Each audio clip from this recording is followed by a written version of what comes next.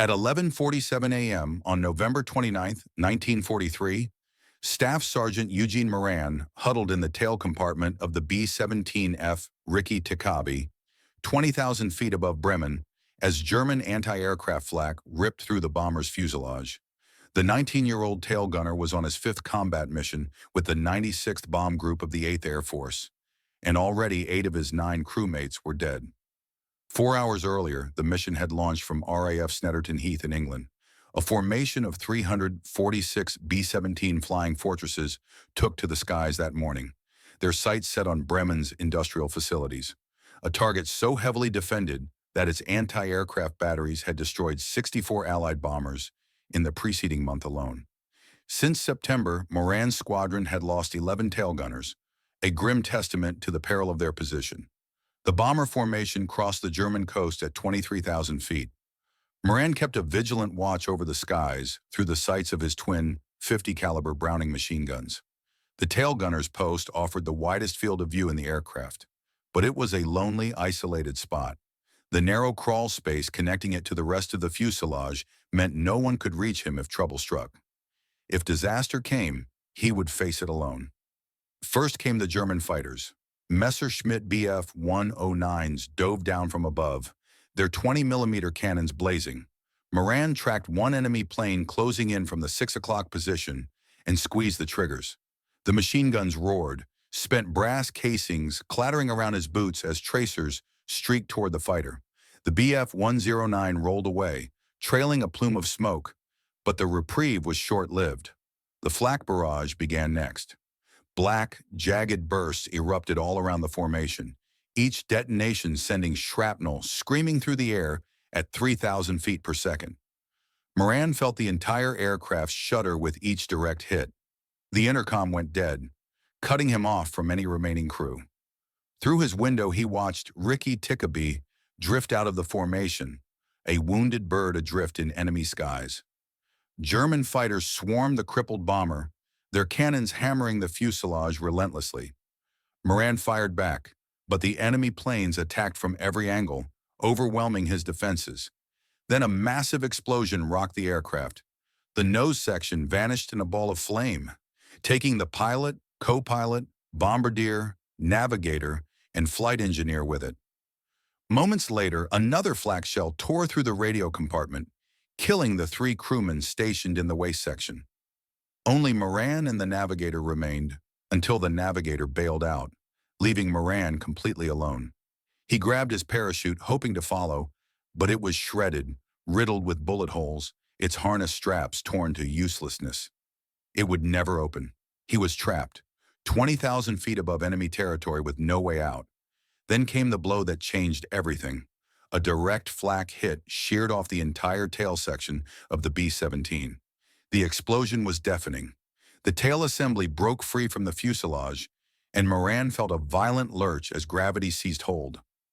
With no parachute, he was falling, still trapped inside the severed tail, plunging toward the German countryside below. The severed tail section did not plummet straight down.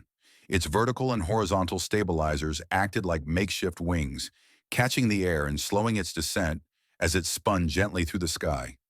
Moran clung tightly to his machine gun handles, his mind racing. There was no flight manual entry for what to do when your bomber breaks in half mid-mission. Through his window, he spotted German fighters circling overhead. They assumed the crew was dead, but Moran was alive, and his gun still worked. When a Messerschmitt swooped past, Moran aimed and fired. Tracers arced across the sky, and the German pilot banked away in shock. No one expected fire to come from a detached tail section. Moran kept shooting, holding off the fighters as the tail glided lower and lower, spinning slowly through the frigid German air. But danger came from below, too. German anti-aircraft crews on the ground spotted the falling tail and opened fire. Moran was caught in a crossfire, fighters strafing from above, flak bursting below, all while he hurtled toward the earth inside a metal coffin. The tail's altimeter still functioned, the numbers ticking down relentlessly. 19,000 feet, 18,000, 17,000. The ground rushed upward, a blur of fields and trees. Moran's head slammed against his gun sight, blood streaming into his eyes. His ribs cracked against the gun mounts from the force of the spinning, but he refused to let go of the weapons. At 14,000 feet, he recognized the town of Syke, 12 miles south of Bremen, spread out below.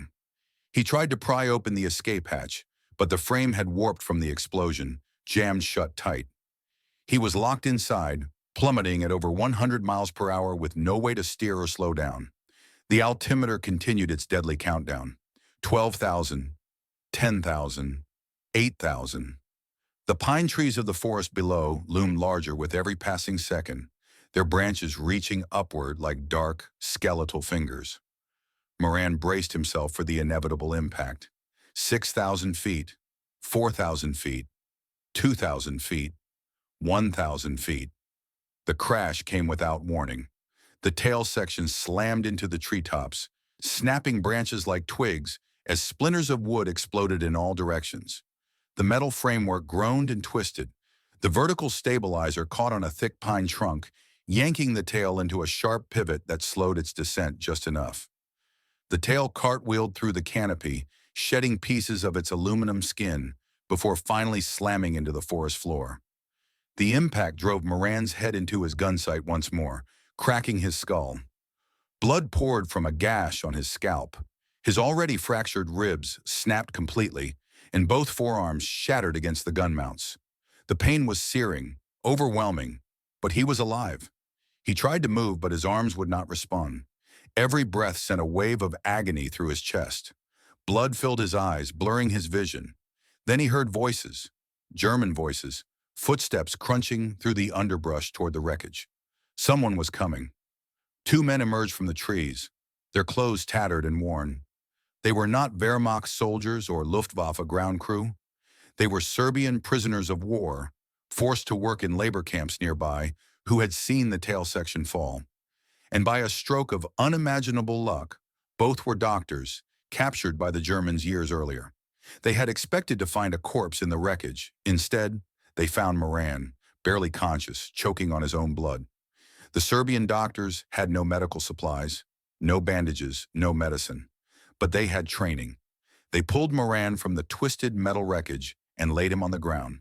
One held his head steady to prevent further damage to his skull, while the other assessed his catastrophic injuries: a crushed skull, shattered forearms, broken ribs, and likely internal bleeding.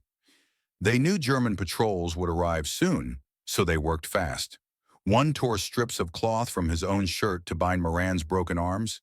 The other pressed down firmly on the scalp wound to stem the bleeding. Minutes later, German soldiers arrived, rifles raised. But when they saw Moran, barely breathing, covered in blood, they lowered their weapons. He was no threat. He was barely alive. The soldiers loaded him onto a stretcher, and the Serbian doctors insisted on accompanying him to the hospital. To their surprise, the Germans agreed. Moran was taken to a military hospital in Bremen, the very city he had been sent to bomb just hours earlier. German doctors examined him, shaking their heads in disbelief. His injuries should have been fatal. The skull fracture alone could have killed him instantly. His broken ribs had punctured his lungs, his forearms were shattered, and he had lost a massive amount of blood. By every medical standard, he should have been dead, but the Serbian doctors refused to give up. They stayed by his side through the night, monitoring his labored breathing and weak pulse. Even the German medical staff, despite orders to prioritize their own wounded, snuck Moran what supplies they could spare. Moran drifted in and out of consciousness. When awake, the pain was unbearable. When asleep, he dreamed of falling, endlessly falling, the tail section spinning, the ground rushing up to meet him. Days passed, 3, then 4. Slowly, miraculously, his condition stabilized. His skull fracture began to heal, though the pressure on his brain remained dangerous. His ribs started to mend, and his forearms, though they would never be the same, began to set. On the 5th day, German intelligence officers arrived, demanding information: bombing targets, formation tactics, radio frequencies. Moran gave them nothing, only his rank, name, and serial number, as required by the Geneva Convention. The interrogations dragged on for 2 weeks. The Germans tried threats, promises of better treatment, and prolonged isolation, but Moran never broke. Finally, they gave up. On December 14, 1943, German guards loaded Moran onto a truck with other Allied prisoners. For 3 days, the truck rumbled east across Germany until they reached their destination, Stalag Luft III. The infamous prisoner of war camp held 10,000 Allied airmen, confined to wooden barracks ringed with barbed wire and guard towers. At the gate, guards searched Moran thoroughly, confiscating his dog tags, his wedding ring, and the few personal items he had managed to keep. Life in Stalag Luft III was brutal. The barracks were freezing, with 32 men crammed into each room and only a single coal stove for heat. Coal that was rationed so sparingly, it barely made a dent in the cold. Each prisoner received 2 thin blankets, and temperatures plummeted to 10 degrees below zero that winter. Meals were a meager affair. A slice of black bread and ersatz coffee made from burned barley in the morning, a bowl of watery soup with occasional potato peelings in the evening. The Red Cross sent food parcels, but German guards seized most of them, leaving prisoners with just 1 parcel per month instead of the weekly allotment they were entitled to. Moran's forearms healed incorrectly, without proper medical care. The bones fused at awkward angles, leaving him able to move his fingers but unable to perform simple tasks, buttoning a shirt, tying his boots, even holding a spoon. Other prisoners stepped in to help, sharing their meager rations and assisting him with daily chores. The camp had a secret radio, assembled by prisoners from smuggled parts over 18 months and hidden behind a false wall in Barracks 14. Every night, selected prisoners tuned into BBC broadcasts, transcribing news of the war to share with the camp by morning. In January 1944, they heard that Allied bombing raids over Germany were intensifying. In February, news arrived of the bombing of Monte Cassino. In March, they learned of massive air attacks on Berlin. Each report meant more American bombers overhead and more downed crews arriving at Stalag Luft III. Then on March 24, 1944, the camp erupted in chaos. 76 prisoners escaped through a 336-foot-long tunnel named Harry, dug 30 feet underground over the course of a year to avoid detection. The escape lasted only one night. German guards discovered the tunnel at dawn and mobilized 70,000 troops, police officers, and Hitler Youth to hunt down the fugitives. Within 2 weeks, 73 prisoners were recaptured. On Hitler's direct orders, the Gestapo executed 50 of them, shooting each man individually in remote locations. The remaining 23 were sent back to Stalag Luft III, their names posted on the camp bulletin board. A somber silence fell over the barracks as prisoners read the list of the dead. Security tightened immediately after the escape. Guards increased roll calls from 2 to 5 times a day, banned all prisoner movement after dark, and searched every barracks weekly, seizing any tools or materials that could be used for digging. Moran watched it all from his bunk, his arms slowly regaining some function, but still too weak to work. Yet his fellow prisoners refused to leave him out, including him in their secret gatherings, sharing stories of home and what they would do when the war ended. Months dragged on and summer arrived. The war raged on. But then, on June 6th, the secret radio brought news that electrified the camp. D-Day. Allied forces had landed in Normandy. Prisoners celebrated quietly, wary of guard patrols, as hope flickered in their hearts. By autumn 1944, the radio confirmed that the Eastern Front was collapsing. Soviet forces were pushing westward toward Germany, their tanks 300 miles away, then 200, then 100. On January 27, 1945, the order came. All prisoners must evacuate Stalag Luft III. The Soviet army was just 50 miles away. The march began at 4 a.m. in the midst of a blizzard. 10,000 prisoners formed ragged columns on the road outside the camp, each man carrying 1 blanket and whatever meager food he could scavenge. Guards provided no additional rations. The temperature was 15 degrees below zero. The Germans told them they were marching west, away from the Soviet advance, but they refused to say how far or where they were going. Their only warning was clear: anyone who fell behind would be shot. The column set off at dawn, and Moran joined the throng, his arms still aching from the injuries sustained 13 months earlier. His ribs had mended, but the frigid air made every breath a painful gasp. He wrapped his blanket tightly around his shoulders and put one foot in front of the other, the start of a journey that would test his will to survive beyond all measure. The first man died on the second day. an American bombardier from Ohio, who collapsed in the snow, too weak to go on. Guards dragged his body to the roadside and forced the column to keep moving. By the third day, 4 more prisoners were dead. By the end of the first week, 23 bodies lay frozen along the route, the first casualties of what would become known as the Death March. The prisoners marched 12 hours a day, with only 10-minute breaks every 2 hours. At night, they were herded into drafty barns or empty churches. Sometimes they slept in open fields, huddled together for warmth as the snow continued to fall. Temperatures dropped to 20 degrees below zero, and food became the only thought in every prisoner's mind. Guards provided no rations, so the men ate snow for water. Some scavenged frozen potatoes from abandoned fields. Others stripped bark from trees to chew on.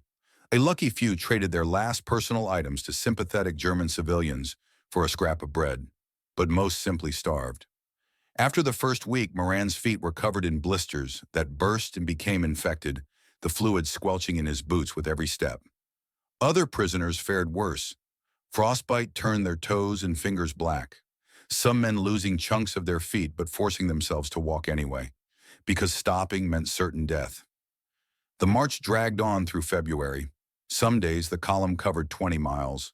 On others, when blizzards reduced visibility to near zero, they managed just 5. Guards drove them forward relentlessly, regardless of the conditions. By mid-February, they had walked 200 miles, tramping through abandoned German towns where civilians watched from their windows but offered no help. The war was clearly ending. Germany was collapsing, but the march continued, a cruel, pointless ordeal. Some prisoners tried to escape, but most failed.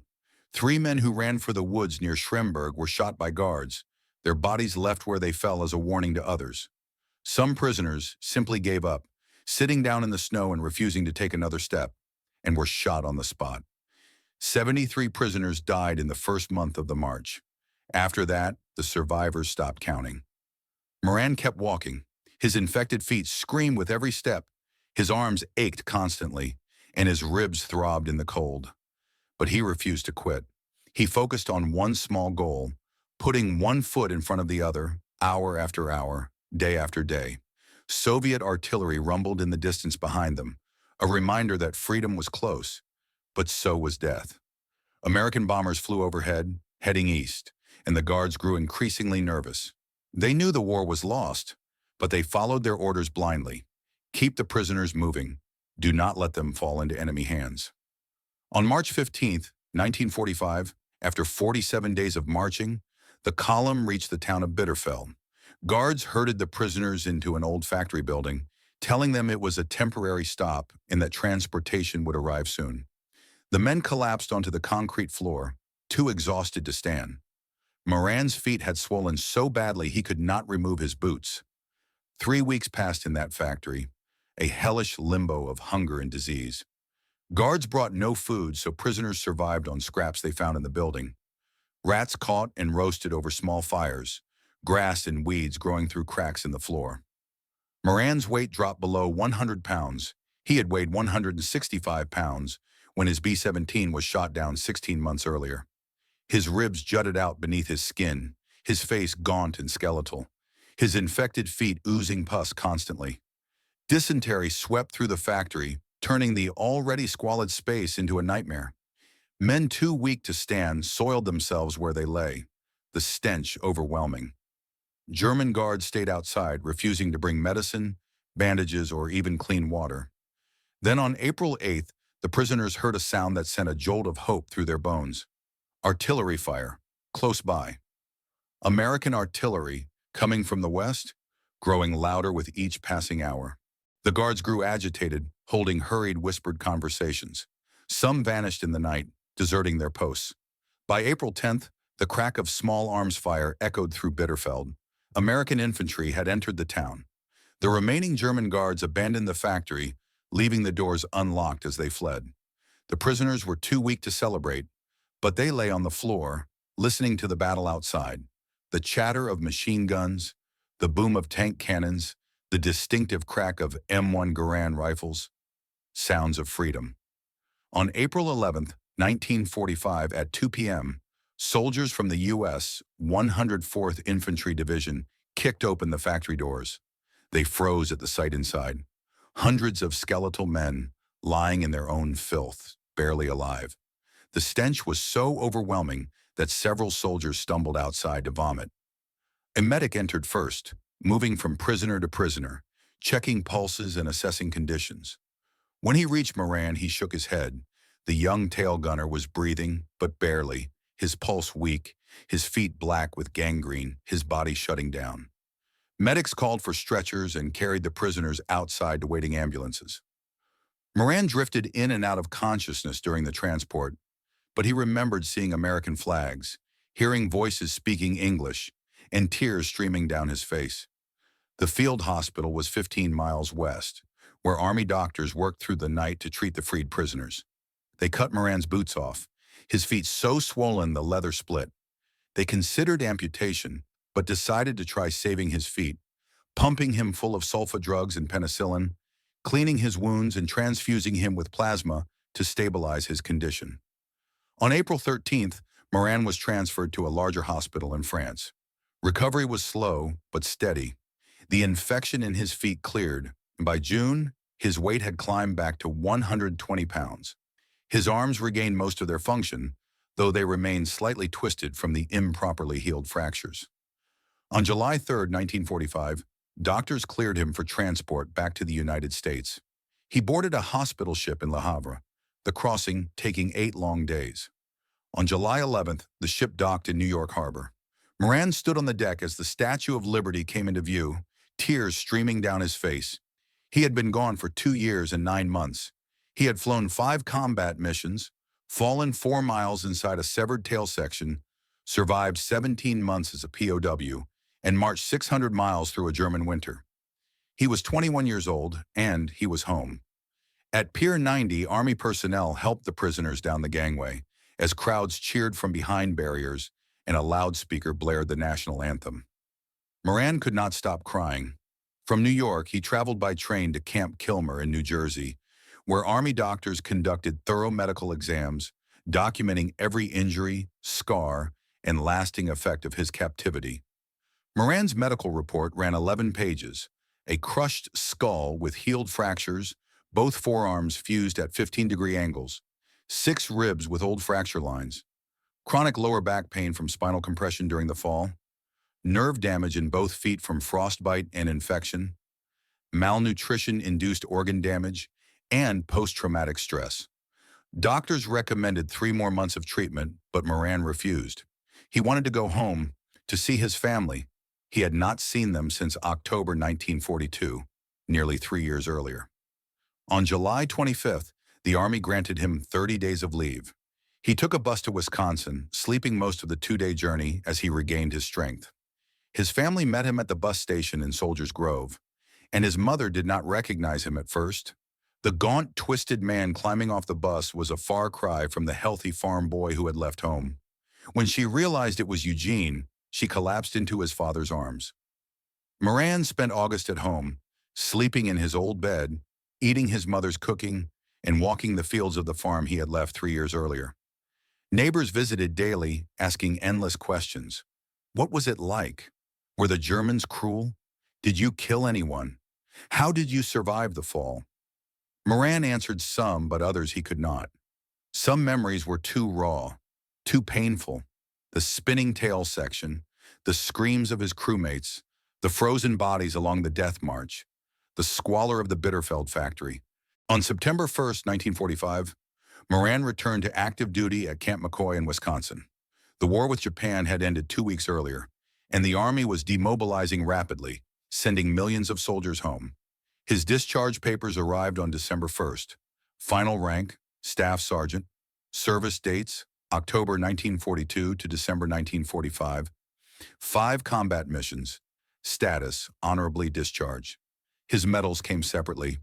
2 Purple Hearts for wounds sustained in combat, an Air Medal with a gold leaf cluster for aerial achievement, the European Theater Medal, the Good Conduct Medal, and the Prisoner of War Medal. There was no medal for falling 4 miles inside a severed tail section while shooting at enemy fighters.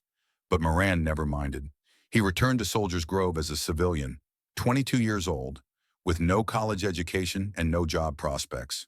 The farm needed help, so he went back to work, planting crops, harvesting, tending livestock, the same work he had done before the war. But everything felt different. The weight of tools in his twisted arms, the pain in his feet after long days on his feet, the nightmares that woke him every night, the sound of aircraft engines that made him freeze in terror. In 1947, Moran met a woman named Helen at a church social. They married 6 months later, and over the next decade, they had 9 children. Moran took construction jobs to support his family, never complaining about his injuries, never talking about the war unless directly asked. For decades, his story remained largely unknown. His crewmates were dead. The navigator who had bailed out had moved to California and lost touch, and the Serbian doctors who had saved his life had disappeared into the chaos of post-war Europe. German records of the incident were scattered or destroyed. Then in 2007, a local Wisconsin newspaper ran a short article about Moran, headlined "Local Veteran Survived Impossible Fall." The story caught the eye of John Armster, a military historian from Iowa who was researching 8th Air Force bomber losses over Germany. Armster drove to Wisconsin to interview Moran, who was 83 years old and still living in Soldiers Grove. Helen had died 3 years earlier, but his 9 children visited regularly, and his hands still bore the crooked angles from his broken forearms. 64 years after the crash. Armster spent 3 days with Moran, recording every detail. The mission briefing on November 29, 1943, the fighter attacks, the flak strike that severed the tail, the 4-mile fall, the Serbian doctors, Stalag Luft III, the death march, and his long journey home. Moran spoke slowly, carefully, recalling details he had not shared in decades. He showed Armster his discharge papers, his medals, wartime photographs, and a 1946 letter from the navigator, one he had never answered. Armster began to research the incident in earnest, contacting the American Air Museum in Britain, which had records of Ricky Tickaby, serial number 42-30359, assigned to the 339th Bomb Squadron, listed as missing in action on November 29, 1943, 10 crew members, 8 killed in action, 2 prisoners of war. He found the missing aircrew report, number 1392, which listed the crew's names, mission details, and the last sighting of the bomber near Bremen, shot down by enemy aircraft. Armster traveled to Germany, locating the town of Syke, 12 miles south of Bremen. He interviewed elderly German civilians who remembered November 1943. Several recalled seeing a tail section falling from the sky, and one man, who had been 6 years old at the time, remembered watching the crash from a bomb shelter. A German researcher named Ulf Kack had independently documented the crash, finding the impact site in the woods where pieces of the B-17's aluminum skin still lay buried 70 years later. Cass had interviewed witnesses and mapped the debris field, and together he and Armster combined their research. In 2018, they organized a commemoration in Syke, inviting Moran's family. 6 of his 9 children made the trip to Germany, standing in the forest where their father had crashed 75 years earlier. They saw the trees, the clearing, the spot where the tail section had finally come to rest. German civilians who had witnessed the crash stood beside them, sharing their memories and expressing gratitude that Moran had survived. The children met the grandson of one of the Serbian doctors who had saved Moran's life and visited the hospital in Bremen where he had been treated. They walked the road where the death march had passed, a tangible reminder of their father's resilience. Moran was not there. He had died on March 23, 2014, at the age of 90, having lived 69 years after falling 4 miles inside a severed B-17 tail section. But his story survived. On November 29, 2018, exactly 75 years after the crash, the town of Syke unveiled a memorial plaque at the impact site, listing the names of all 10 crew members of Ricky Tickaby.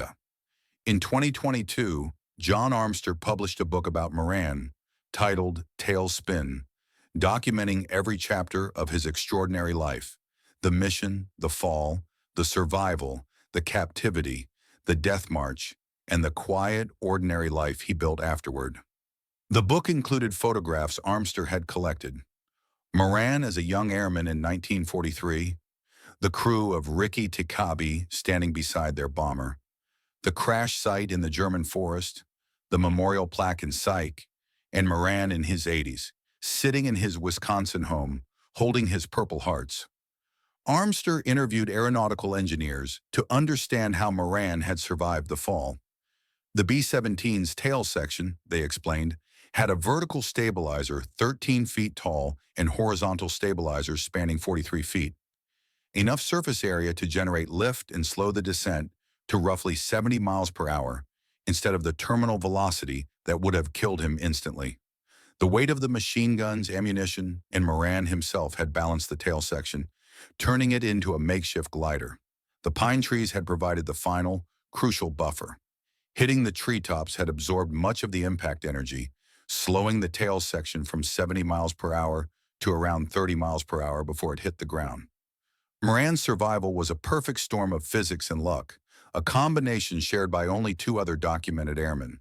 British tail gunner Nicholas Alcomode, who fell 18,000 feet without a parachute in March 1944, and American ball turret gunner Alan McGee, who fell 22,000 feet and crashed through a train station roof in January 1943.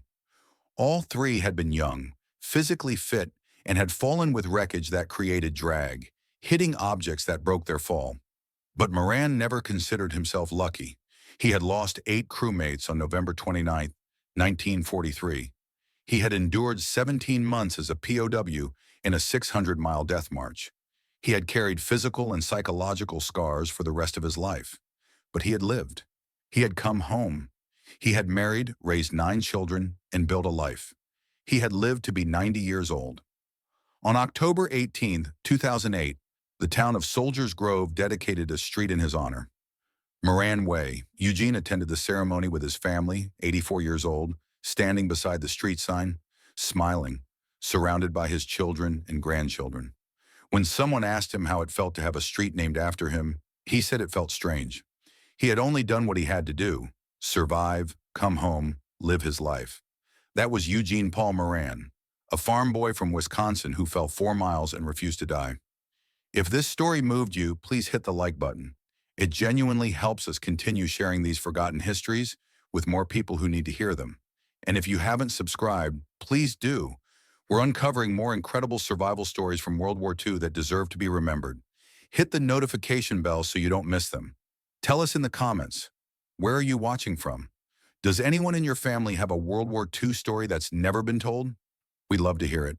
Thank you for watching, and thank you, Eugene Moran, for showing us what the human spirit can endure. We won't forget,